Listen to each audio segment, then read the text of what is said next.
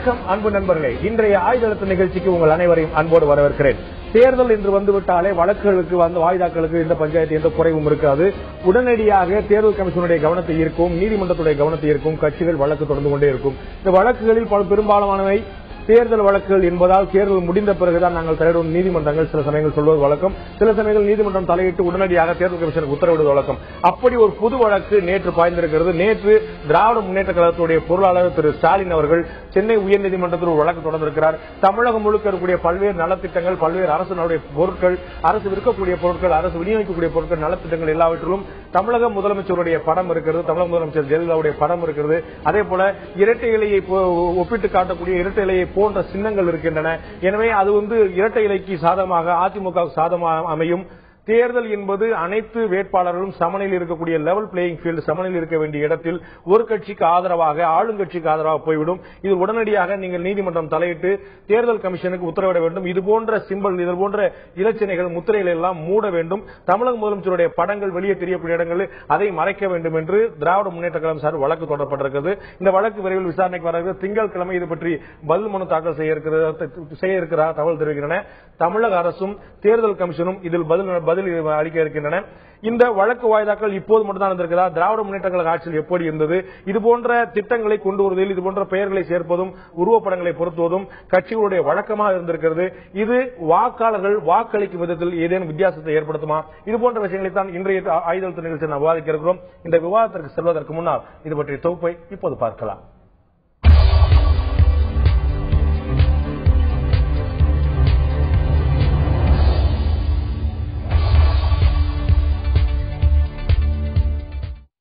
India என்பது உலகின் மிகப்பெரிய மக்களாட்சி நடைபெறும் நாடு. இங்கே மக்கள் வாக்களிப்பதன் மூலம்தான் எந்த ஒரு கட்சியும் அதன் தலைவரும் ஆட்சி அதிகாரத்திற்கு வர முடியும். ஆனால் அப்படி ஆட்சி அதிகாரத்திற்கு வந்த தலைவர்கள் தாங்கள் பெற்றிருப்பது மக்கள் தந்த அதிகாரம் என்பதையும் நிர்வகிப்பது மக்களின் வரிப்பணத்தால் தான் என்பதையும் வசதியாக மறந்து விடுகிறார்களா? தேர்தல் தேதி அறிவிக்கப்பட்டதால் ஆட்சியாளர்கள் அரசு செலவில் ஆட்சியின் சாதனை குறித்த விளம்பரங்கள் செய்யக்கூடாது. தங்கள் பிம்பங்களை அரசாங்க கட்டிடங்களிலோ அரசின் உரிமைக்குரியவற்றிலோ பிரபலப்படுத்தக்கூடாது என்று தேர்தல் கமிஷன் அறிவித்துள்ளது.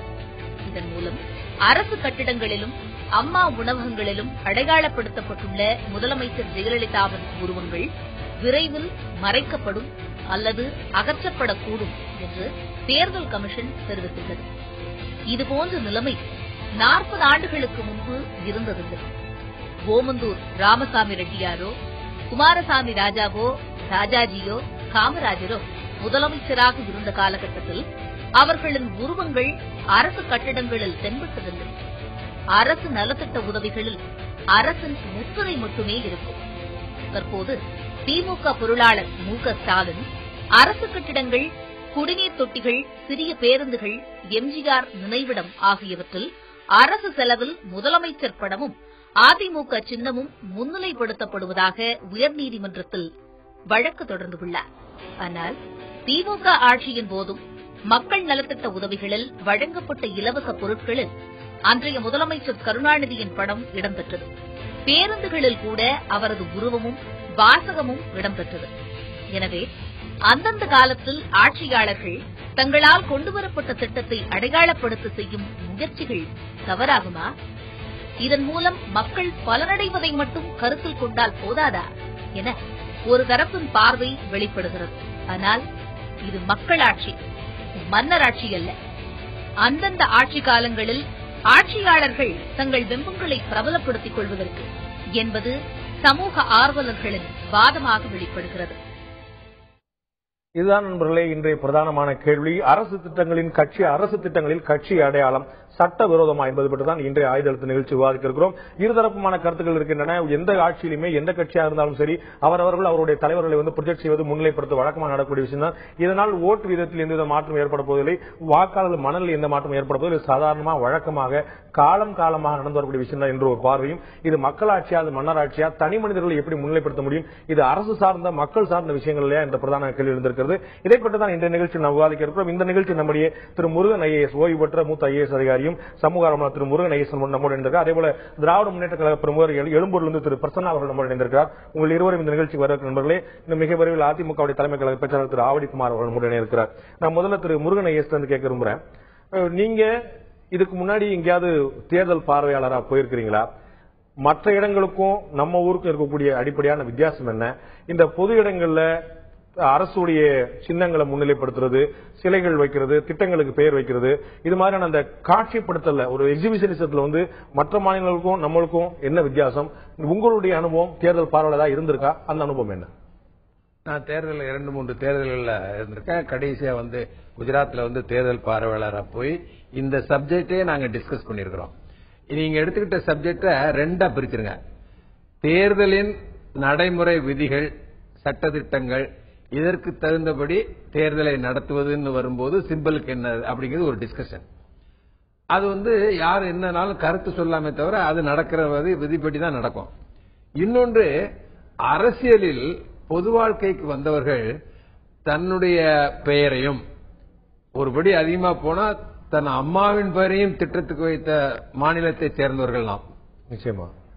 ஆனா த்ரூ அவுட் இந்தியா அரசியல் ரீதியாக அதை டிஸ்கஸ் பண்ணும்போது அவங்க உதாரணம் காட்டினாலே தமிழ்நாடு தான் காட்டுற மாதிரி நிலைமைக்கு நாம் போய்விட்டோம். இதெல்லாம் ஆரம்பிச்சது 1967க்கு பிறகுதான். அந்த இதை மட்டும் அரசியல் ரீதியாக திராவிட ஆட்சிகளுக்கு பிறகு 67க்கு அப்புறம் நான் சொல்லுவேன் தெளிவா சார். அதாவது உயிரோடு இருப்பவர்கள் யாருக்கும் சிலை வைக்க கூடாதுன்னு நேருஜி அவர்கள் நினைத்தார்கள். அது எதுக்கு நினைத்தாங்கன்னா, நிறைய மாநிலங்கள்ல அப்படி நைஸா ஆரம்பிச்சாங்க காங்கிரஸ்காரங்களேன்னு. அதை பின்பற்றி பெருந்தலைவர் காமராஜர் யாராவது போய் உங்களுக்கு நான் சிலை வைப்பேன்னா அதை பத்தி பேசாத வெளியே போன்னு சொல்ற மாதிரி இருந்த காலத்துல காமராஜருக்கு ஒரு சிலை வைத்து நான் அதை திறப்பேன்னு நேருஜி சொன்னாரு. அதே நேருஜி அந்த சிலையை திறந்து, அந்த சிலை இன்னும் சென்னையில இருக்கு, திறக்கும் போது என்ன சொன்னார்னா, சட்ட விதிமுறைகள்னு நான் எங்களுடைய கொள்கைகள் வைத்திருக்கிறது உயிரோடு இருப்பவர்களுக்கு சிலை வைக்கக்கூடாது என்பது. அதே மீறி பெருந்தலைவர் காமராஜருக்கு இங்கே சிலை வைத்திருக்கிறார்கள். நான் திறப்பதற்கு காரணம் என்ன தெரியுமா? Kamaraj is not a name, Kamaraj is a movement அப்படின்னு சொன்னார். ஒரு பெயர் அல்லது ஒரு இயக்கம். இயக்கம். அது காமராஜ்னா எளிமை, நேர்மை, பொது வாழ்வில் எப்படி இருக்கணும். இது இந்த மாதிரி இருந்த தமிழ்நாட்டில் அப்படி நிலைமை மோசமாயி 67க்கு அப்புறம் அழகா சொன்னீங்க நீங்க. கொஞ்ச நேரத்துக்கு முன்னாடி அந்த இதுல சொன்னாங்க, பஸ்ல வந்து பேரு, திருக்குறள் வந்து அப்படி போட்டு எல்லாம் ஆரம்பிச்சாங்க. அதனுடைய தொடர்ச்சி எல்லா கட்சிகளும் அப்படி ஆரம்பிச்சாங்க. இது அப்படி பரவி உச்சகட்டத்துக்கு போனது உத்தரப்பிரதேசத்துல. 6240 பெரிய மரங்களை வெட்டி வீழ்த்தி விட்டு பெரிய யானை சிலைகளை அமைத்து ஒரு பார்க் மாதிரி, ஒரு பூங்கா மாதிரி ஆச்சுன்னா சிம்பிள் இல்ல. அந்த காலகட்டத்தில் நியூயார்க் டைம்ஸ்ல எழுதினா சார், வேற எங்கேயுமே இல்ல. நமக்கு எவ்வளவு அசிங்கம்னா அமெரிக்கால ஆர்டிகிள் எழுதினா. நாம எங்கெல்லாமோ கேள்விப்பட்டிருக்கிறோம் சிம்பலிசம்னா என்னன்னு. ஆனா அந்த சிம்பிளிசத்தை எவ்வளவு வயலேட் பண்ண முடியுங்கிறதுக்கு இந்தியாவை ஒரு உதாரணமாக சொல்கிறேன்னு சொல்லி அதை எழுதினா. இந்த விஷயம் வந்து பரவிக்கொண்டே போய் உச்சகட்டத்தை கூட நடந்திருக்கிறது என்பது என்னுடைய கருத்து அரசியல் ரீதியாக. நிச்சயமாக நம்ம தொடர்ந்து பேசுவோம். நான் திரு பிரசன்னாத்தை கேட்க விரும்புறேன். உங்களுடைய கட்சியுடைய பொருளாளர் உயர்நீதிமன்றத்தில் இந்த வழக்கை தொடர்ந்திருக்கிறார். என்னுடைய கேள்வி, இந்த வழக்கை தொடர்வதற்கு திமுகவுக்கு உள்ளபடியே தார்மீக பொறுப்பு இருக்கிறதா, தார்மீக உரிமை இருக்கிறதா? ஏனென்றால் எந்த குற்றச்சாட்டை எல்லாம் நீங்கள் இப்போது அதிமுக மீது வைக்கிறீர்களோ இதே குற்றச்சாட்டுகள் எல்லாம் திராவிட முன்னேற்ற கழக ஆட்சி இருந்த போதும் இந்த குற்றச்சாட்டுகள் அப்படியே இருந்தன. உங்களுக்கு ஒரு நியாயம், அதிமுகவுக்கு இன்னொரு நியாயமா? இல்ல, இதுல நீங்க சொல்றதுல இருந்து நான் முற்றிலும் மாறுபடுறேன். திராவிட முன்னேற்ற கழகத்துல வந்து உங்களுடைய பிரமோலே சொல்லுகிற போது தலைவர் கலைஞர் அவர்களுடைய புகைப்படம் இருந்தது, திருக்குறள் இருந்தது, வாக்கியம் இருந்தது என்பதை சொல்லி இருக்கிறீர்கள். இங்க இந்த மனுவினுடைய முக்கிய பிரச்சனையே என்ன அப்படின்னா, அந்த மனுவை நீங்க படிச்சு முழுதா பாத்தீங்கன்னா தெரியும். இது வந்து புகைப்படம் வைக்கிறதையோ அல்லது வந்து வேறு ஏதேனும் வைக்கிறதையோ பத்தி குறித்த மனு கிடையாது. இதுல என்ன அப்படின்னா, பீப்புள் ரெப்ரசன்டேஷன் ஆக்ட் படி சின்னங்களை ஒதுக்கக்கூடிய சட்ட விதிகளின் அடிப்படையில 22 பிரிவு 5 கீழ் வந்து ஒரு அரசியல் கட்சிக்கு ஒதுக்கப்பட்ட அங்கீகரிக்கப்பட்ட சின்னங்களை அரசினுடைய பணங்கள்ல அரசு திட்டங்களின் மூலமாக மக்களின் மனங்கள்ல பதிய வைக்கக்கூடிய ஒரு இன்டைரக்ட் பப்ளிசிட்டி, ஒரு இன்டைரக்ட் ப்ரொபகண்டாவை இந்த அரசு செய்து கொண்டிருக்கிறது. அதை தடை செய்ய வேண்டும். நீங்க கோட் ஆஃப் கான்டக்ட் வந்த உடனேயே அது ஜெயலலிதா இல்ல, கலைஞர் அல்ல, அல்லது வேறு யாராக இருந்தாலும் அவருடைய புகைப்படங்கள் அகற்றப்படும். அது அவர்கள் வைத்திருக்கிற பெயராக இருந்தாலும் அல்லது எதுவாக இருந்தாலும் அது ரிசம்பலன்ஸ் இல்ல. ஆனா இங்க என்ன பிரச்சனை அப்படின்னா, எம்ஜிஆர் சமாதியில 4,30,00,000 ரூபாய் செலவுல ஒரு மிகப்பெரிய ஒரு சின்னத்தை உருவாக்கி இருக்காங்க. அந்த சின்னத்தை நீங்க பொதுமக்கள், அதாவது என்னையை ஏமாற்றலாம், நீதிமன்றங்களை ஏமாற்ற முடியாது, பொதுமக்களை ஏமாற்ற முடியாது. நீங்க நீதிமன்றத்துல அம்மையாருடைய ஆட்சி என்ன சொன்னாங்க அப்படின்னா, அது பறக்கும் குதிரையினுடைய இறக்கைகள் அப்படின்னு ஒரு பொய்யான ஒரு தகவலை பதிவு செஞ்சாங்க. அத சாதாரணமா சராசரியா பார்க்கிற ஒரு பார்வையாளனுக்கு கூட தெரியும் அது இரட்டை இலைதான் என்று. ஆக இங்க இந்த மனுவினுடைய உச்சபட்ச கேள்வியே என்ன அப்படின்னா, it is erected by a public exchequer. பொதுமக்களினுடைய பணங்களில் ஒரு அரசியல் கட்சியினுடைய அங்கீகரிக்கப்பட்ட சின்னத்தை அரசினுடைய இடத்துல, அரசினுடைய பணத்துல எப்படி ஒரு தனியார் இயக்கத்தினுடைய, ஒரு தனியார் கட்சியினுடைய சின்னத்தை பொறிக்க முடியும் அப்படிங்கறதா இந்த மனுவுடைய கேள்வி. இரண்டாவது, பேருந்துகள்ல நீங்க சொன்னீங்க இல்லையா, நான் முடிச்சிடறேன். தலைவர் கலைஞருடைய ஆட்சி காலத்துல தலைவர் கலைஞருடைய புகைப்படம் உள்ளறை இருக்கும், அவருடைய திருக்குறள் வாசகங்கள் இருக்கும், நாட்டிற்கு சொல்லக்கூடிய பொன்மொழிகள் இருக்கும். ஆனால் இங்க என்ன நடக்குது அப்படின்னா, பேருந்துகளுக்கு வெளியில அந்த விளம்பரத்திற்கென்று ஒதுக்கப்பட்ட பகுதிகள் மட்டுமல்லாம ஒட்டுமொத்தமா இலைகளை வரைஞ்சு வச்சிருக்காங்க. இங்க உள்ள கேள்வி என்னன்னா, அது இலை சம்பந்தப்பட்டது. அந்த இலையும் கூட, அதாவது நீங்க இந்திய அரசியலமைப்பு சட்டமோ அல்லது கம்பெனிஸ் ஆக்டோ, இந்தியாவினுடைய மக்கள் பிரதிநிதித்துவ சட்டம் என்ன சொல்லுது அப்படின்னா, மியர் லைக் லைக், அதாவது mere resemblance is to be giving an advantage to the ruling party அப்படின்னு சொல்லுது பீப்புள்ஸ் ரெப்ரசன்டேஷன் ஆக்ட்ல.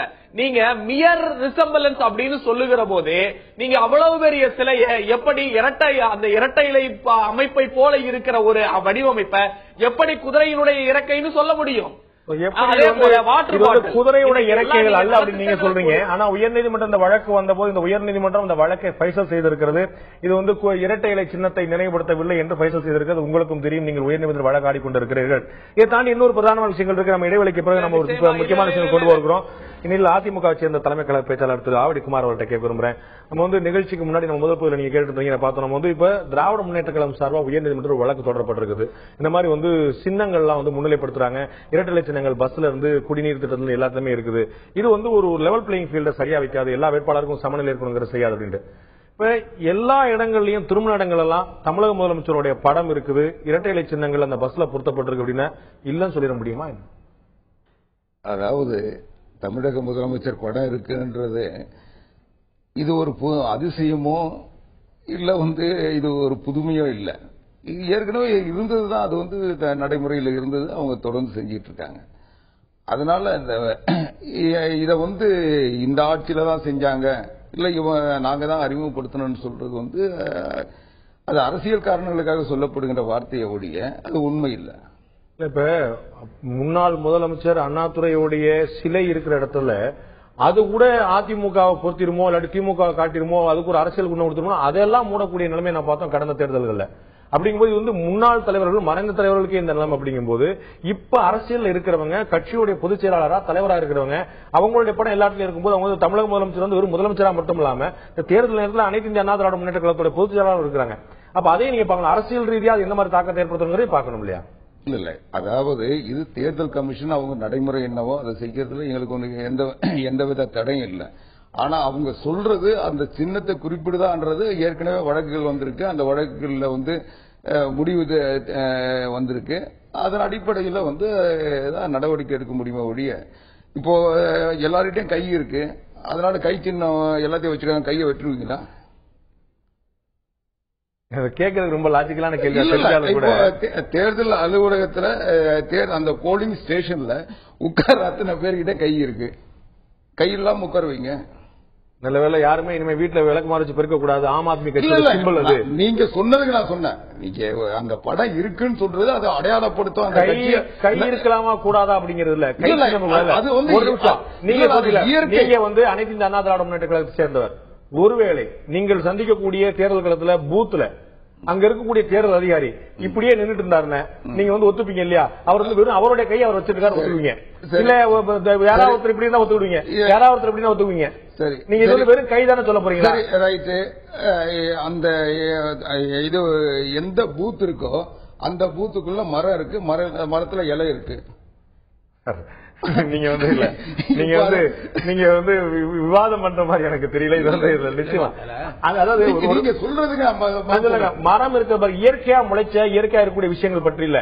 அரசுடைய பேருந்துல 4 இலைகள் இருக்கின்றன, இரண்டும் இரட்டை இலையை பொருத்தி பார்ப்பது போல. அது வந்து அரசுடைய பேருந்து, மக்களுடைய வரிப்பணத்தில் உருவாக்கப்பட்ட பேருந்து. அதுல வந்து பள்ளிக்கூடத்தில் இருக்கக்கூடிய ஒரு மரமோ ஒரு செடியோ வந்து அதுக்கு பொருந்தி இதுவும் வந்து ஒன்றுன்னு சொல்ல முடியாது. அதிமுக தலைமை அலுவலகத்தில் இருக்கக்கூடிய இரட்டை சின்னத்தை மறைக்க சொல்லி யாரும் கேட்கல. அதிமுக தலைமை அலுவலகத்தில் இருக்கக்கூடிய எம்ஜிஆர் சிலையை மறைக்க சொல்லி யாரும் கேட்கல. ஆனா பொது இடங்களில், அரசு இடங்களில், அரசு கட்டடங்களில், அரசு நலத்திட்டங்களில் ஒரு கட்சி தலைவரோட படம் வரும்போது இது சர்ச்சைக்குள்ளாது, கேள்விக்குள்ளாது. அதுதாங்க அந்த மாதிரி இருக்கிறத தேர்தல் விதிமுறைகள் அமல்படுத்துற உடனே அதிகாரிகள் வந்து அதை நடவடிக்கை எடுக்கிறாங்க. தேர்தல் நடத்தை விதிமுறைகள் என்ன சொல்லுதோ அதை செஞ்சுட்டு தானே இருக்காங்க. ஒருவேளை தேர்தல் கமிஷன் வந்து இந்த படங்கள் எல்லாம் மறைக்கணும், முதல் படங்கள் எல்லாம் அகற்றணும் சொன்னாங்கன்னா உங்களுக்கு சம்மதம் தான். தேர்தல் நடைமுறையை பின்பற்ற வேண்டியது கடமைங்க. அதுல வந்து நாங்க வந்து எந்த விளக்கம் கேட்க முடியாது, விளக்கம் கேட்கணுன்ற நோக்கமும் எங்களுக்கு இல்ல, எங்களுக்கு தேவையும் இல்ல. தேர்தல் கமிஷன் சொன்னா ஒத்துக்கீங்க சொல்றீங்க, ஒரு நல்ல ஒரு பாசிட்டிவான ஒரு பதிலா நான் பாக்குறேன். இதுல வந்து ஒரு சொன்ன ஒரு விஷயம் நான் பாக்குறேன். அதாவது நம்ம ஏற்கனவே சொன்ன மாதிரி ஆம் ஆத்மி கட்சியோட சிம்பிள் வந்து விளக்குமாறு. அப்ப வீட்டுல யாரும் விளக்குமாறு வச்சு காட்டக்கூடாதா, இல்லாட்டி விளக்குமாறு யாரும் கொடுத்தா வச்சா அப்படி வச்சுக்கலாமா? கை எல்லாருக்கும் தான் இருக்குது. இது மாதிரி சின்னங்கள் அப்படிங்கறதே பொது பயன்பாட்டில் இருக்கக்கூடிய பொருட்களா தான் இருக்குது. அப்படிங்கும்போது அந்த சின்ன அங்க இருக்கு, இந்த சின்ன இங்க இருக்குன்னு சொல்றலாம் ஒரு லாஜிக்கான விஷயமா இருக்க முடியுமா? இல்ல, அவரு திமுக சார்பா பேசினார வக்கீல் அவர் தெளிவா சொன்னாரு. அவர் என்ன சொல்றாரு, election code of conduct, people's representation act இந்த மாதிரி எடுத்து சட்ட விதிமுறைகளை நுணுக்கங்களை சந்திக்கும் போது இந்த பர்டிகுலர் செக்ஷன் கீழே அரசு தன்னுடைய நடவடிக்கை, தன்னுடைய பட்ஜெட்டட் எக்ஸ்பெண்டிச்சர்ல சிம்பிள் வர்ற மாதிரி பண்ணக்கூடாதுங்கிறதுனால நாங்க கோர்ட்டுக்கு போய் அதை இம்ப்ளிமெண்ட் பண்றோங்க. அந்த வாதம் கரெக்டான வாதம் தான். ஆனா நான் என்ன கேட்கிறேன்னா, நீங்க சட்டத்துக்கு வெளியே நின்னுங்க. நியாயமா பார்த்தா மேட்ரி சப்ஜுடிஸ் டிஸ்கஸ் பண்ணக்கூடாது, அது வேண்டாம். சட்டத்துக்கு வெளியே நின்று பார்ப்போம். திமுக வந்து நாட்டில் வந்து சட்டப்படி எல்லாம் நடக்க வேண்டும், ஒழுக்கமாக எல்லாம் நடக்க வேண்டும் என்ற எண்ணத்தில் இதுக்கு போகல. அவங்களுக்கு வந்து அதிமுகவை கண்ட்ரோல் பண்ணணும். One of them is this. அதுதான் நான் நினைக்கிறேன். அதாவது இதே ஒரு அரசியல் நோக்கத்தோடு தொடரப்பட்ட வழக்கா சந்தேகம் இல்லை. இதுல வந்து நான் திமுக வேண்டாம்னு சொல்ல மாட்டேன். இதே இது ஆளுங்கட்சியில் இருப்பவர்களுடைய பணபலம், அதிகார பலம், இதை எதிர்ப்பதற்கு எதிர்கட்சியில் இருக்கிறவங்க உபயோகிக்கிற ஒரு மெத்தடா தான் அவங்க யூஸ் பண்றாங்க. அதே தான் மாயாவதி சொன்னாங்க. மாயாவதி ஒண்ணு சொன்னாங்க, வேற ஒண்ணுமே இல்ல, நான் வந்து தாழ்த்தப்பட்ட இனத்தை சார்ந்தவள், நாங்கள்லாம் இப்படி வந்ததே இவங்களுக்கு யாருக்கும் பொறுக்க முடியல. ஒரு யானை சின்னம், ஆமா யானை சின்னம் தான், ஆனா அந்த வந்து இவருடைய அம்பேத்கருடைய சிலை ஆமா வேணும்னு தான் நான் வச்சேன், அதை தாங்க முடியாம தான் இவங்க பண்ணாங்க அப்படின்னாங்க. சரிங்க, அதெல்லாம் அப்புறம் பேசிக்குவோம். இப்ப வந்து எலெக்ஷன் டயத்துல எலெக்ஷன் சிம்பலை கவர்மெண்ட் இம்ப்ளிமெண்ட் பண்ணா அதை மறைக்க வேண்டும் என்று சொல்லி அந்த இதுல இவங்க பேசுறாங்க. நான் என்ன கேட்கிறேன்னா, ஏழை மக்கள், படிப்பறிவில்லாதவர்கள் அதிகம் இருக்கின்ற இந்த மாநிலங்களில், இந்தியாவில் சின்னங்கள் என்று பார்த்தீங்கன்னால் தேர்தல் கமிஷன்ல நாங்க ஒரு டிபேட் பண்ணோம் இதே பாயிண்ட். இப்ப இவர் சொல்ற கை, சூரியன், இப்ப உதயசூரியன் அது எங்கனாலும் அவரு மாப்பதி சொன்னாரு, சின்னத்தை தப்பா வச்சிருக்காங்க. உதயசூரியனே தமிழ்நாட்டை பார்க்க முடியாது, அஸ்தமன சூரியன். ஏன்னா அது மலையில தமிழ்நாட்டை ஒருத்தன் குடியிருந்துட்டு கடல் வழியா சூரியன் உதிக்குமே தவிர மலை வழியா உதிக்காது, தப்பா பண்ணிட்டாங்க. அப்ப கிண்டல் பண்ணுவாரு நாங்களாம் ஸ்டூடெண்டா இருக்கும்போது. இந்த மாதிரி இயற்கையான விஷயங்களை நீங்கள் தேர்தலுக்கு பயன்படுத்தக்கூடாதுன்னு சொல்லணும்னு கூட இப்ப ஒரு பப்ளிக் இன்ட்ரெஸ்ட் லிட்டிகேஷன் போடலாம். சைக்கிள் சின்னம், ரோடு பூரா சைக்கிள், அப்படி போக முடியாது இல்லையா? சோ நீங்க என்ன பண்ணுங்க, இப்ப இந்த சட்டத்தில இருந்து நீங்க இந்த எங்கெங்க என்னெல்லாம் இருக்கு அப்படிங்கறத தாண்டி அரசுடைய பணம் பயன்படுத்தப்படுகிறதா, அரசுடைய இப்ப எங்கெங்க இருக்குன்னு பார்த்தோம்னா ஒண்ணுமே அப்படி இல்ல. இப்ப செருப்பு வந்து ஒரு சினிமா இல்ல சார், இல்ல நான் சொல்ல வந்த பாயிண்ட் நீங்க கேட்ச் பண்ணல. அவர் சொன்னபடி சட்டத்தின்படி இது தவறு என்று முடிவு செய்யப்பட்டு, உதாரணங்கள் வந்து உத்தரப்பிரதேசம் நடந்திருக்கு, நிறைய இடத்துல நடந்திருக்கு. க்ளோஸ் பண்ணிடுறோனே வச்சுப்போம். அடுத்தால எலெக்ஷன் கமிஷன் இந்த தகராறுல இருந்து வெளியே வரணும்னா, you please prescribe simple which is also not naturally available பண்ண முடியும். தேர்தல் கமிஷன் அப்படி நடவடிக்கை எடுக்கணும்ன்றீங்க. திரு பிரசன்னா, நீங்க ஏதோ குறுக்கிட விரும்புறீங்க, உங்களுக்கு கருத்தை பதிவு பண்ண விரும்புறீங்க? நிச்சயமா வந்து உங்க 3 பேருக்குமே நான் ஒரு தனித்தனியான பதில் சொல்ல வேண்டிய கட்டாயத்துல இருக்கேன். என் மரியாதைக்குரிய, மீண்டும் சொல்லுகிறேன், என் மரியாதைக்குரிய நண்பர் ஆவடி குமார் அவர்கள் சொன்னார், எல்லா மனிதர்களிடத்திலும் கை இருக்கிறது, எல்லா இடங்களிலும் மரம் இருக்கிறது என்று சொன்னார். நான் மெச்ச பாராட்டுகிறேன் அவருடைய வாதத்தை. ஆனால் கை என்பது என்னுடைய பொருள், என் உடலில் எனக்கான பொருளாக கை இருக்கிறது. விளக்கமாறு என்பது என்னுடைய வருமானத்தில் நான் வாங்கிய பொருள். இங்க வழக்கு மரியாதைக்குரிய அண்ணன் தளபதி அவர்களால் தொடரப்பட்டிருக்கிற வழக்கினுடைய சாராம்சத்தை புரிந்து கொள்ளாமல் அவர் பேசுகிறார். A permanent structure erected in a public exchequer, ஒரு நிறுவப்பட்ட, அதாவது இது போய் அட்டையில கட்டல, அவங்க இரும்புனாலையும் பளிங்குனாலையும் கட்டியிருக்காங்க. ஒரு பர்மனன்ட் ஸ்ட்ரக்சரை அரசு வரி பணத்துல, மக்கள் வரி பணத்துல எரிக் பண்ணி இருக்கிறது தான் இங்க தவறு அப்படின்னு வழக்கு. இது மரியாதைக்குரிய மூத்த இந்திய ஆட்சி பணியில் பணியாற்றி இன்றைக்கு ஓய்வு பெற்றிருக்கிற முருகனையா அவர்கள் சொன்னது போல, இது அரசியல் காழ்ப்புணர்ச்சியின் காரணமாக நாங்கள் போட்டிருக்கிறோம் என்று சொன்னால், இதை சம்பந்தப்படுத்தே ஒரு பொதுநல வழக்கு மரியாதைக்குரிய ஒரு வழக்கறிஞர் அரசகுமார் அவர்கள் பதிவு செய்திருக்கிறார். ஆக இது ஏதோ அரசியல் இல்ல. நீங்க அவரு ஐஏஎஸ் அதிகாரிக்கு தெரியும், it is a level field playing. ஒரு சமதளத்துல எல்லா கட்சிகளும் போட்டியிட வேண்டிய நிலைப்பாடு. கையை நான் யாரும் மறைக்க முடியாது, இது என்னுடைய கை. ஆனால் அரசு பணத்துல அரசினுடைய இடம், அதுதான் இங்க பிரச்சனை. கம்பெனிஸ் ஆக்ட்ல அரசு பொது நிறுவனத்தை அரசு வழிநடத்துகிற போது அந்த இடங்கள்ல நீங்க அதுல கூட ஒரு வித்தியாசத்தை பார்க்கலாம். நீங்க பாண்டே அவர்கள் சொன்னது போல, உங்கள்ட்ட கேட்டிருந்தேன், உங்களுடைய ஆட்சியில் வழங்கப்பட்ட இலவச தொலைக்காட்சி பெட்டிகள்ல யாருடைய பணம் இருந்தது? உடைமை அல்லவா? அது அரசு மக்கள் வரி பணத்தில் வழங்கப்பட்ட தொலைக்காட்சி அல்லவா? அண்ணே ஒரே ஒரு நிமிஷம், லெட் மீ ஆன்சர். நீங்க இப்பயும் அம்மையாருடைய புகைப்படங்கள் எல்லா இடத்துலயும் இருக்கு. இந்த வழக்குல நாங்க அம்மையாருடைய படங்களை மறைக்கணும்னு நாங்க கேட்கல. அம்மையாரினுடைய படங்களை தேர்தல் ஆணையமே மாத்திரும். அது அம்மையார் படமாக இருந்தாலும் சரி, தலைவர் கலைஞர் ஆட்சி காலமாக இருந்தாலும் சரி, when the code of conduct is arise, அந்த நிமிடத்திலிருந்து முதலமைச்சருடைய படங்கள் மூடி மறைக்கப்படும். அதை போலவே அங்கு இருக்கிற அவர்கள் சார்பான பொருட்கள் மூடி மறைக்கப்படும். அது இயல்பு. அதை குறித்தான எந்தவித மாற்றமும் அது தலைவர் கலைஞராக இருந்தாலும் சரி, அம்மையாராக இருந்தாலும் சரி, அதுல எங்களுக்கு முரண்பாடு இல்லை. இங்க இருக்கிற அடித்தள பிரச்சனையே பப்ளிக் எக்ஸ்செக்கர்ல அன்டியோ அட்வான்டேஜ் எடுக்கக்கூடிய ஒரு பர்மனன்ட் ஸ்ட்ரக்சரை அதை எரிக் பண்ணிருக்காங்க, அதை அகற்றணும். இன்னைக்கு தேர்தலினுடைய பார்வையாளன் பார்க்கிற போது அது ஒரு சிம்பாலிக் ரிசம்பலன்ஸ் அன்வான்டட் அன்டியோ அட்வான்டேஜ் ஒரு நிரந்தர கட்டணம் எழுப்பும் போது அதுல ஒரு கட்சியோட சின்னம் இருக்கலாம் அப்படிங்கிற கேள்வி எழுப்பிருக்கீங்க. இது எம்ஜிஆர் சமாதியில இருக்கக்கூடிய அந்த சின்னத்தை பற்றியது.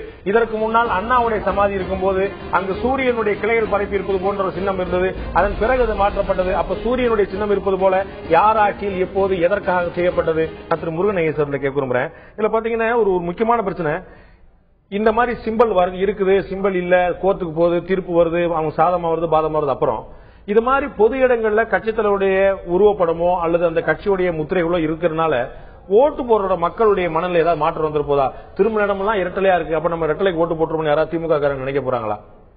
கரெக்டா கேட்டீங்க. அதாவது அனுபவ ரீதியா பாத்தீங்கன்னா தேர்தலில் ஜெயிப்பவர்கள் நிறைய இடத்துல சிம்பல் வச்சவங்கன்னு சொல்லவும் முடியாது, சிம்பலை பார்த்து மக்கள் ஓட்டு போடான்னு சொல்ல முடியாது. ஆனா அரசியல் ரீதியா பார்க்கறதுல நான் ஒன்னு சொல்வேன் என்னுடைய அனுபவத்துல. இப்ப பாருங்க, எல்லா அதிமுக காரங்களுக்கும் வேகம் வர்ற மாதிரி இப்ப ஒரு கேஸ போட்டிருக்காங்க திமுக காரங்க. ஆஹா, நம்ம புரட்சி தலைவருடைய சமாதியில இருக்கிற ஒரு இரட்டை சின்னத்தை மறைக்க முயற்சிக்கிறார்கள்னு அதிமுக காரங்களுக்கு ஒரு கோபம் வரும். அப்புறம் இப்ப நீங்க சொன்ன மாதிரி அவங்க எல்லாம் கம்பேர் பண்ணுவாங்க, டேப்பா இவங்க கவர்மெண்ட் இருக்கும்போது என்னெல்லாம் பண்ணாங்க, இப்ப இதை இப்படி பண்றாங்களேன்னு. அவரு கரெக்டா சொல்றாரு, வக்கீல் என்ன சொல்றாரு, சார் எலெக்ஷன் டயத்துல இருக்கிற ரூலை யூஸ் பண்ணி நாங்க வழக்கு போட்டுக்கோன்னு.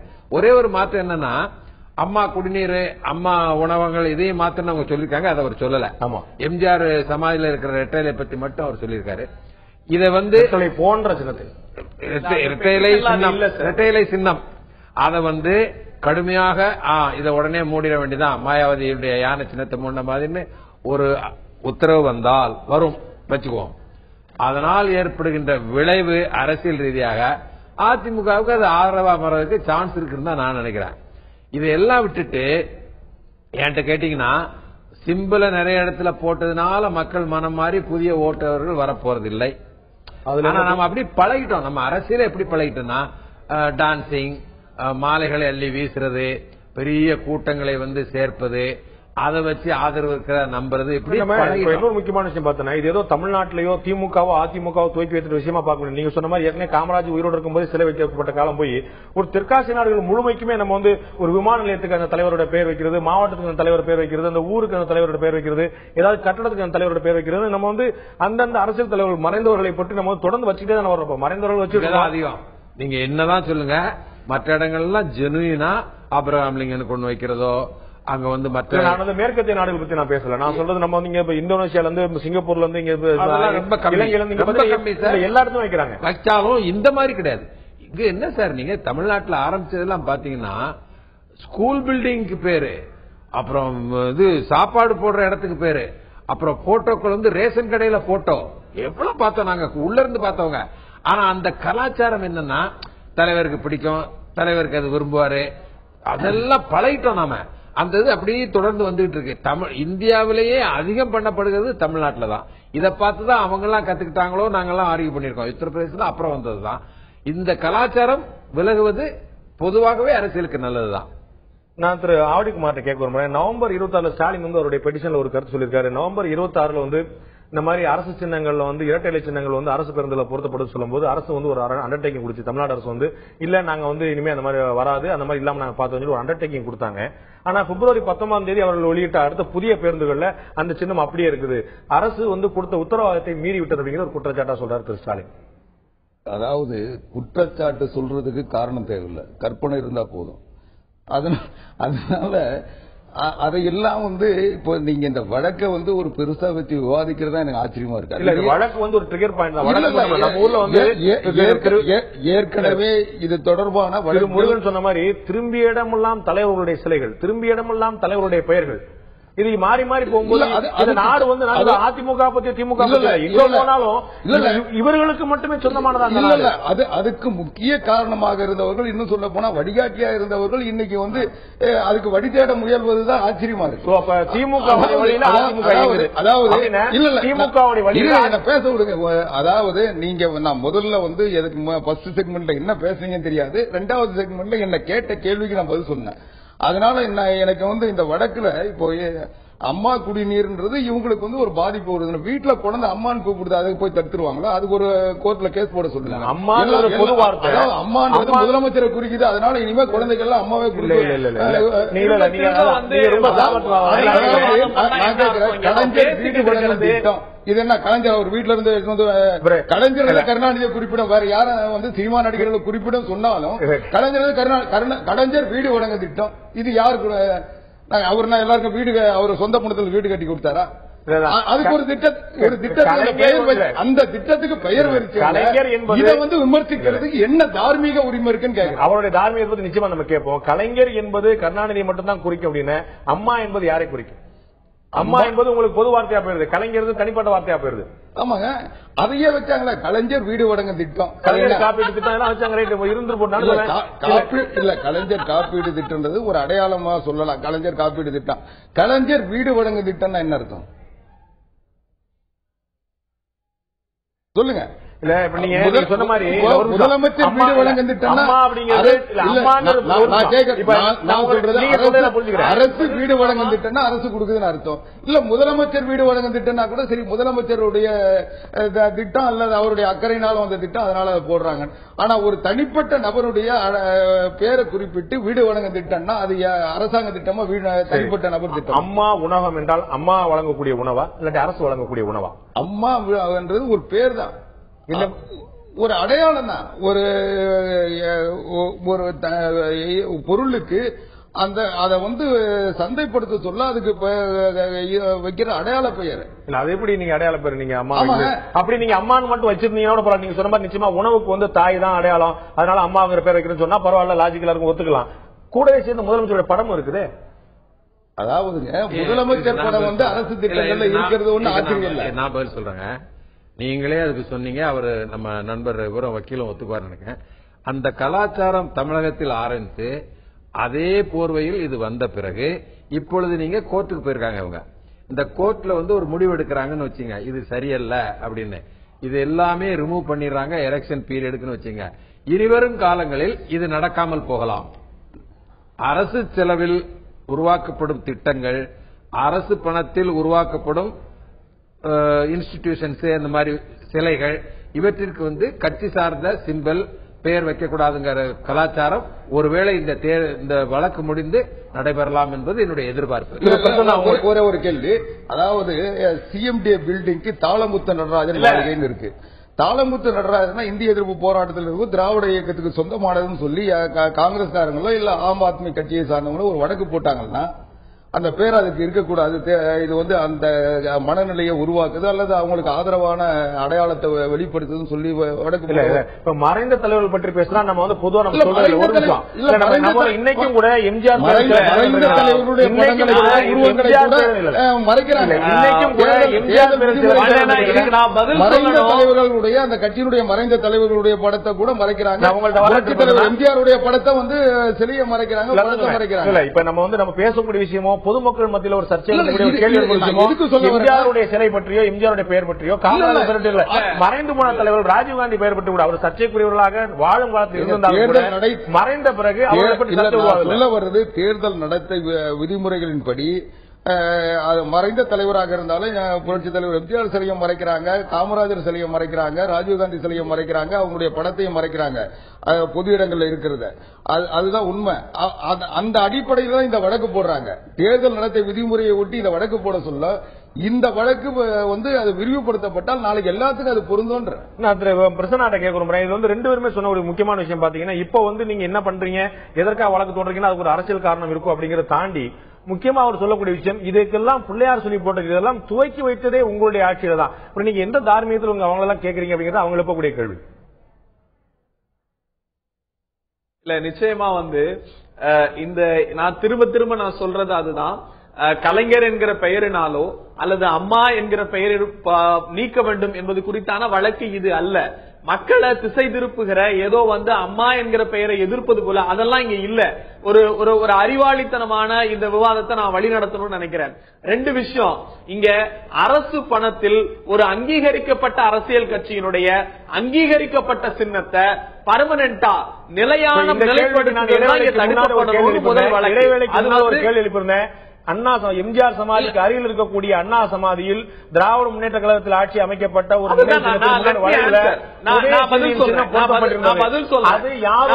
எழுப்பப்பட்டது. நிச்சயமாக இல்ல. ஒரே ஒரு நிமிஷம் அதுக்கு நான் பதில் சொல்றேன். அங்கே இருந்தது உதயசூரியன் சின்னம் என்று சொன்னார்கள். ரெண்டு விஷயம், அது இந்த மாயாவதியினுடைய உத்தரப்பிரதேச வழக்கிற்கு பிறகு உச்சநீதிமன்றம் ஒரு கோட்பாட்டை வகுத்தது. இங்க இருக்கிற அந்த ரிசர்வ்டு சிம்பிள்ஸ்ல நான் சொன்ன வாக்கியங்கள் எல்லாமே உச்சநீதிமன்றத்தினுடைய ஆணையின்படிதான் பேசுறேன். இன்னும் ஒருபடி மேல போய் நீங்க கேட்ட கேள்வி, அண்ணன் தளபதி அவர்கள் பத்திரிகையின் வாயிலாக கேட்ட கேள்வியினுடைய கவுண்டர் கூட என் கையில இருக்கு. இந்த விஷயத்தை அந்த ரிசம்பலன்ஸே அவங்க நீக்கினாங்க. அண்ணா சமாதியில அண்ணாவின் பெயரை வைத்திருக்கிற அண்ணா திராவிட முன்னேற்ற கழகம் அந்த ரிசம்பலன்ஸை நீக்கினாங்க. நாங்க ஒத்துக்கிறோம். அதே போல மாயாவதி எம்ஜிஆர் சமாதியில் இருக்கக்கூடிய இரட்டலை சின்னம் போன்ற தோற்றமளிக்கும் சொல்லி குற்றம் சாட்டக்கூடிய நீங்கள் உதயசீரன் சின்னம் போல தோற்றமளிக்கக்கூடிய விஷயத்தை அண்ணா சமாதியில் ஏன் வைத்தீர்கள்? இது பொதுமக்கள் பணம் இல்லையா? அது மக்கள் வரி பணம் அல்லவா? நிச்சயமா. ஒரே ஒரு ஒரே ஒரு விஷயம், அதுக்கு நான் பதில் சொல்றேன். இந்த உச்சநீதிமன்றத்தினுடைய கோட்பாடுகளுக்கு பிறகுதான் அப்படிப்பட்ட சின்னங்களை அங்கே வைக்கக்கூடாது என்கிற நிலைப்பாடு வந்தது. அதற்கு பிறகு திராவிட முன்னேற்ற கழக ஆட்சி வந்தது. அந்த ஆட்சி காலத்துல எங்களால முடிஞ்சிருந்தா ஆட்சி அதிகாரத்தின் அடிப்படையில் செஞ்சிருக்க முடியும். நாங்க செய்யல. உச்சநீதிமன்ற தீர்ப்பை மதிக்கிறோம். ஆனால் இன்றைக்கு இங்க பேசிக்கிட்டு இருக்க நிலைப்பாடு அம்மாங்கிற பேரை பத்தி இல்ல. இன்னைக்கு தலைவர் கலைஞர் கொண்டு வந்த காப்பீட்டு திட்டத்தை மாற்றிவிட்டு தமிழ்நாடு முதலமைச்சர் காப்பீட்டு திட்டம் கொண்டு வந்திருக்காங்க. நாங்க அதை எதிர்க்கல. கலைஞர் கொண்டு வந்த கலைஞருடைய வீட்டு வசதி வீடு வழங்கும் திட்டத்தை பசுமை குடில் மாத்தி இருக்காங்க. நாங்க அதை பத்தி கேட்கல. அந்த ரெண்டு திட்டங்கள் இன்னைக்கு மக்கள் மனங்கள்ல இருந்து காணாம போயிடுச்சு. ஆனா இன்னைக்கு அம்மா குடிநீர், அம்மா உணவகம், எல்லா பெயர்களையும் அம்மா என்கிற ஒரு பொது சொல்லை பயன்படுத்தி அட்வான்டேஜ் எடுக்கிறாங்க. அதை நீங்க அவரு நம்முடைய மரியாதைக்குரிய நண்பர் ஆவடி குமார் சொன்னது போல அதை பொது சொல்லாவே இருந்து போகட்டும். நான் அதுக்குள்ளார வரல. அரசு பணத்துல எப்படி ஒரு அங்கீகரிக்கப்பட்ட இங்க அதுதான் முக்கியம்.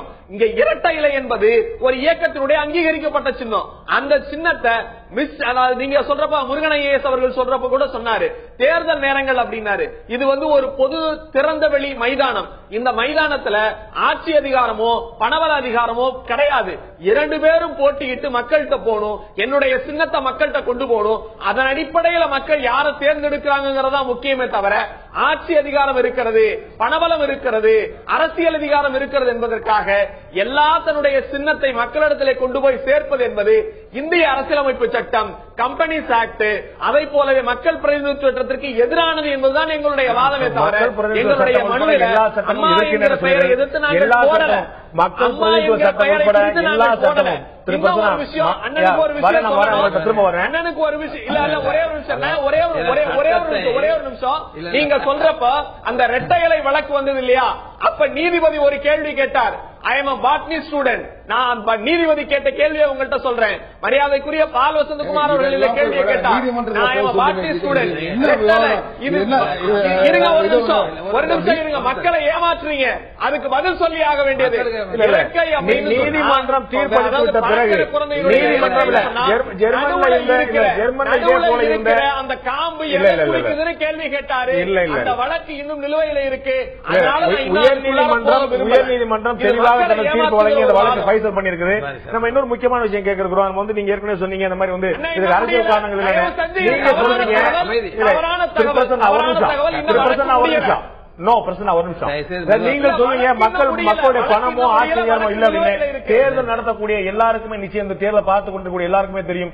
எல்லா கட்சிகளிலிருந்து இருந்து எவ்வளவு பணம் வருது, பணம் ஒவ்வொரு ஓட்டுக்கு எவ்வளவு வழங்கப்படுகிறது, ஓட்டு ஒவ்வொரு ஆட்சிக்கும் எவ்வளவு அதிகரித்துக் கொண்டே இருக்கிறது, அதற்கு எந்தெந்த கட்சி எல்லாம் காரணம் எல்லாருக்குமே தெரிந்த விஷயம் தான். நான் திரு முருகன் கேட்க விரும்புறேன். இப்ப ஒருவேளை தீர்ப்பு எந்த பக்கம் வருது, இன்னொரு பக்கம் இருந்துட்டோம். ஆனா ஏற்கனவே உத்தரப்பிரதேசம் செஞ்ச மாதிரி அரசுடைய சின்னங்கள் அல்லது அந்த சிலைகள், முதல் தலைவருடைய சிலைகள், இது மாதிரி விஷயம் மறைக்கணும், அந்த படங்கள்லாம் அகற்றணும், ஒரு சாக்கையோ ஒரு போர் எடுத்து போத்துன்னு சொல்லும் போது சும்மா போனா கூட கவனிக்க முடியாம இருக்கக்கூடிய விஷயத்தை கூடுதல் கவனத்தை ஈர்க்கிறாத அந்த விஷயம். அதான் நான் சொன்னேன்ல, இது அரசியல் ரீதியா பார்த்தா திமுக அவர்கள் செய்யற காரியத்தினால அதிமுகவுடைய தொண்டர்களுக்கும் அவர்களுடைய ஆதரவாளர்களுக்கும் எம்ஜிஆர் மேல் பற்றுள்ளவர்களுக்கும் இப்படி பண்ணிட்டாங்கன்னு ஒரு எரிச்சல் தான் வர்றதுக்கு சான்ஸ் இருக்குங்கிறது ஒண்ணு. இன்னொன்னு சொல்றேன், பிரசன்னா நல்லா பேசுறாரு. ஆனா ஃபர்ஸ்ட் டைமா நான் பாக்குறேன் என்னுடைய அனுபவத்துல. நான் அந்த கட்சியை ரொம்ப கூர்ந்து கவனிச்சிட்டு இருக்கிறேன் கல்லூரி நாட்கள்ல இருந்து. இப்பதான் அவங்க சட்டப்படி எல்லாம் நடக்கணும், நியாயமா எல்லாம் நடக்கணும் பேசுறதே ஃபர்ஸ்ட் டைமா பேசுறாங்க.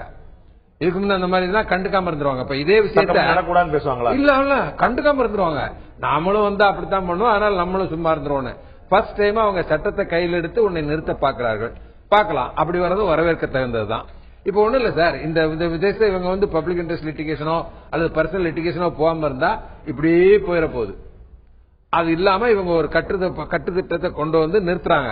அப்புறம் இப்ப அடுத்த எலெக்ஷன் இவங்க ஆட்சிக்கு வந்தாலும் யார் ஆட்சிக்கு வந்தாலும் எல்லா எதிர்கட்சிகளும் இந்த மாதிரி எதுவுமே நடக்க முடியாம பண்ணிருவாங்க. அது வரவேற்க தகுந்ததான் நான் நினைக்கிறேன். திரு ஆவடிக்குமார் கேட்க 91-96 தமிழக முதலமைச்சர் ஜெயலலிதா முதல் முறையாக முதலமைச்சராக பொறுப்பேற்ற போது நிறைய திட்டங்களுக்கு அவருடைய பெயர் வைக்கப்பட்டது, அவருடைய அன்னையார் பெயர் வைக்கப்பட்டது. அதன் பிறகு ஆட்சி மாறி திருப்பி 2001 வந்த போது இது போன்ற பெயர்கள் வைக்கப்படல. பெரும்பாலும் கிட்டத்தட்ட 2001-2006 முதலமைச்சர் பேர்லயோ அவருடைய அன்னையார் பேர்ல இந்த திட்டங்கள் வைக்கப்படல. அப்போ ஒரு நல்ல ஆட்சி இருந்தது. அதுக்கு பிறகு மக்கள் அடுத்து மீண்டும் தேர்ந்தெடுக்க அப்படிங்கும் போது இது மாதிரி ஒரு பேரை வச்சுதான் கொண்டு வரணுங்கிற அவசியம் என்ன அதெல்லாம் இதுல நம்முடைய பேரோ நம்ம யாருக்கு சொல்லலாம். அதாவது நீங்கள் வாதிட்டாலும் கூட தமிழக முதலமைச்சருக்கு தெரியாது யார் பெயர் முன்னெடுத்தப்படுகிறது, இது வேண்டுமா, இது இல்லாமலே மக்கள் நம்மளை சொல்லுவாங்க அவனுக்கு தேவையில்லை அப்படிங்கிற என்ன ஒரு முதல்வருக்கோ உங்களுக்கோ மற்ற அமைச்சர் சகாக்களுக்கோ வந்திருக்க வேண்டாமா? அதாவது இத நீங்க பாத்தீங்கன்னா அம்மா உணவகத்தில் எடுத்தீங்கன்னா அது சென்னை மாநகராட்சியினுடைய முடிவு.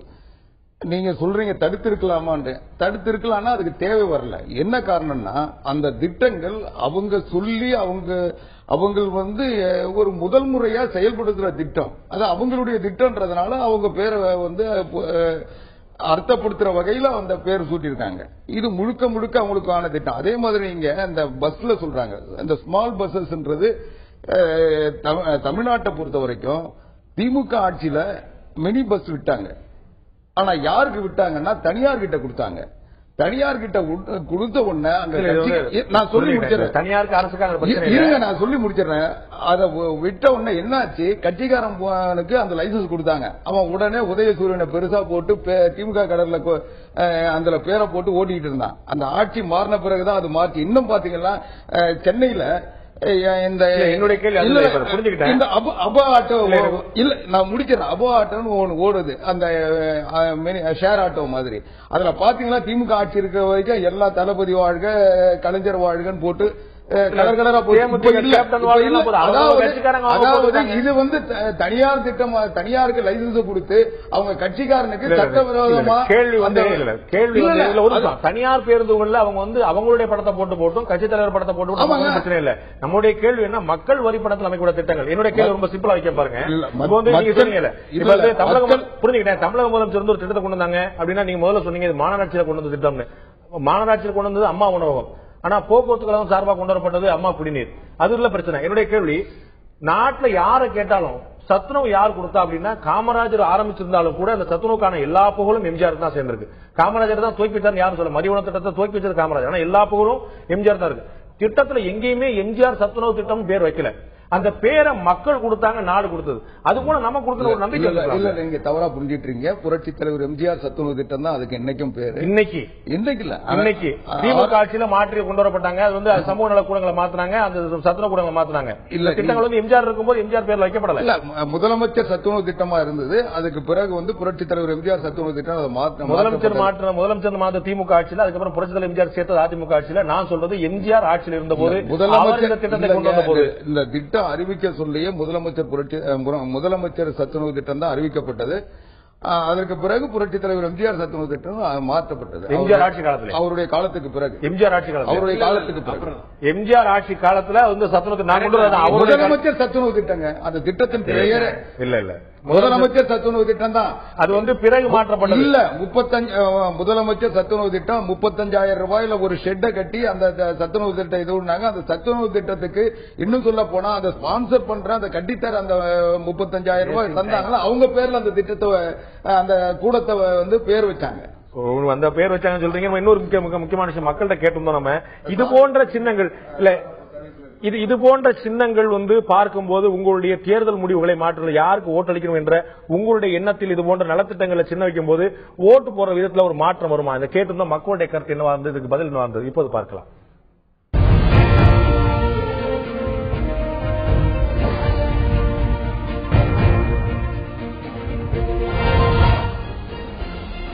அரசு திட்டங்களில் கட்சி அடையாளம் வாக்கில் தாக்கத்தை ஏற்படுத்துமா, ஓட்டில் தாக்கத்தை ஏற்படுத்துமா என்ற கேள்விக்கு ஆம், இந்த தாக்கத்தையும் ஏற்படுத்தும் என்று 39% மக்களும், இல்லை எங்களுடைய வாக்கு விகிதத்தில் எந்தவித மாற்றத்தையும் ஏற்படுத்தாது என்று 45% மக்களும், ஓரளவு தாக்கத்தை ஏற்படுத்தும் என்று 16% மக்களும் தெரிவித்திருக்கிறார்கள். ஓட்டு போடக்கூடிய விதத்தில், ஓட்டு போடக்கூடிய விதத்தில் மாற்றத்தை ஏற்படுத்தும் என்று 39%, இல்லை மாற்றத்தை ஏற்படுத்தாது என்று 45%, ஓரளவு தாக்கத்தை ஏற்படுத்தும் என்று 16%. நான் திரு முருகன் அவர்கிட்ட சுருக்கமாக கேட்க விரும்புகிறேன், இந்த பிரச்சனைகளுக்கு முற்றுப்புள்ளி எப்போது வரும்? தேர்தல் காலத்தில் மட்டுமே வரக்கூடிய விஷயமா? தேர்தல் கமிஷன் முன்னாடி நடவடிக்கை எடுத்திருக்க முடியுமா? இல்ல இந்த மாதிரி வழக்கு ஏதாவது வந்தா தான் ஒரு தீர்ப்பு கிடைக்குமா?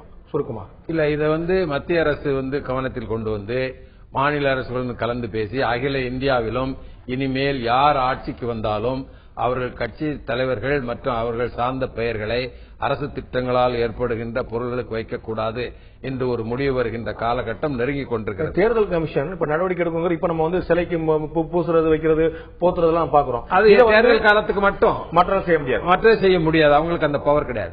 மற்ற நேரங்களில் செய்யறதுக்கான உரிமை தேர்தல் கமிஷனுக்கு அந்த அதிகாரம் இல்லை அப்படிங்கிற கருத்தா இருக்குது. நம்ம முக்கியமான பார்த்தோம், இதுக்கு முன்னாடி ஒரு பிரபலமான எம்ஜிஆருடைய பாடல் உண்டு, இருந்தாலும் இறந்தாலும் பேர் சொல்ல வேண்டும், இவர் போல யார் என்று ஊர் சொல்ல வேண்டும் என்று.